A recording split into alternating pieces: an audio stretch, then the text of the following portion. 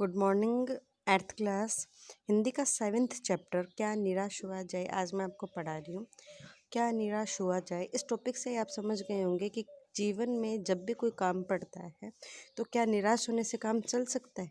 यानी हमें अपनी सारी शक्ति समेटकर यदि हम किसी कार्य को करें, अपने लक्ष्य के लिए मेहनत करें तो वो कार्य ज़रूर सफल हो सकता है। लेकिन यदि हम निराश हो जाएंगे और किसी कार्य को बीच में ही छोड़ देंगे तो कभी कार्य हमारा पूरा नहीं होगा। इसमें हमें लेखक हमें बोल रहे हैं कि मेरा मन कभी कभी बैठ जाता। समाचार पत्रों में ठगी, डकैती, चोरी, तस्करी और भ्रष्टाचार के समाचार बड़े पड़े थे। आरोप प्रत्यारोप का कुछ ऐसा वतन बन गया था कि लगता था देश में कोई ईमानदार आदमी नहीं रह गया है।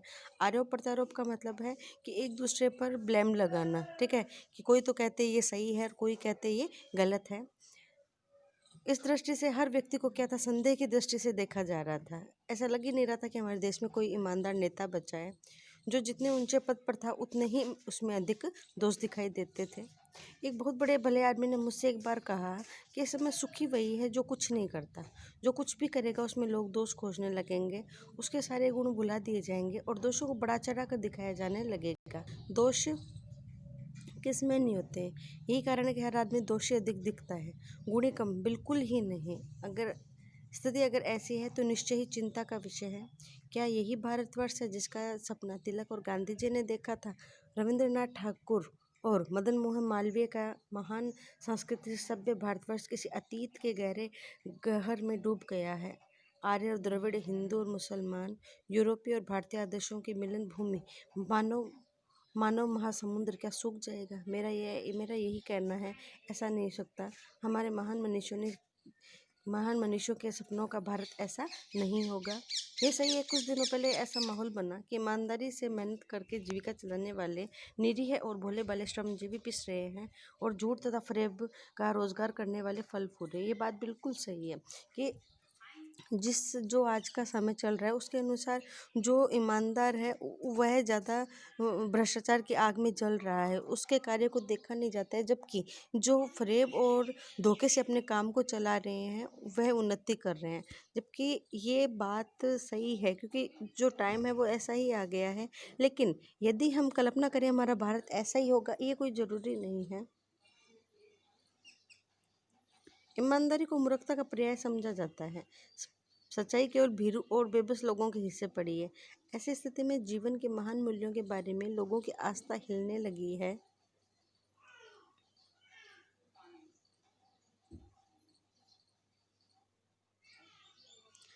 भारतवर्ष में कभी भी भौतिक वस्तुओं के संग्रह को बहुत अधिक महत्व नहीं दिया जा रहा।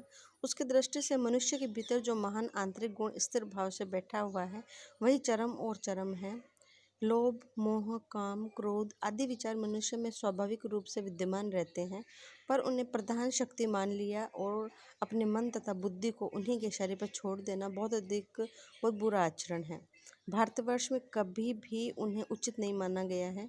उन्हें सदा संयम के बंधन में बांध कर रखने का प्रयत्न किया जाता है, परंतु भूख की अपेक्षा नहीं की जा सकती, बीमार के लिए दवा की अपेक्षा नहीं की जा सकती, गुमराह को ठीक रास्ते पर ले जाने के उपायों की अपेक्षा नहीं की जा सकती।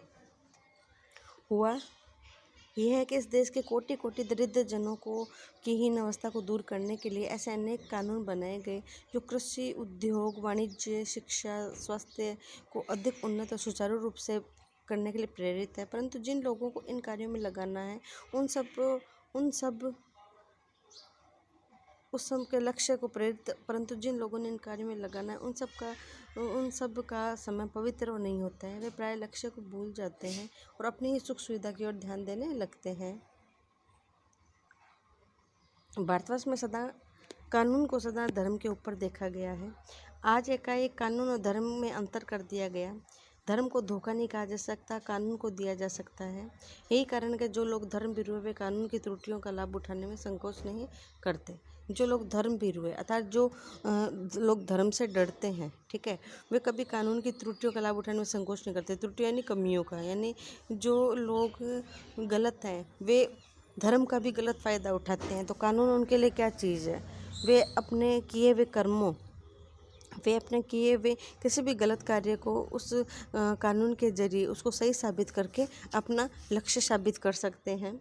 इस बात में पर्याप्त प्रमाण खोजे जा सकते हैं कि समाज में के ऊपरी वर्ग में चाहे जो भी होता रहो, भीतर भीतर भारतवर्ष अब भी यह अनुभव कर रहा है कि धर्म कानून से बड़ी चीज़ है।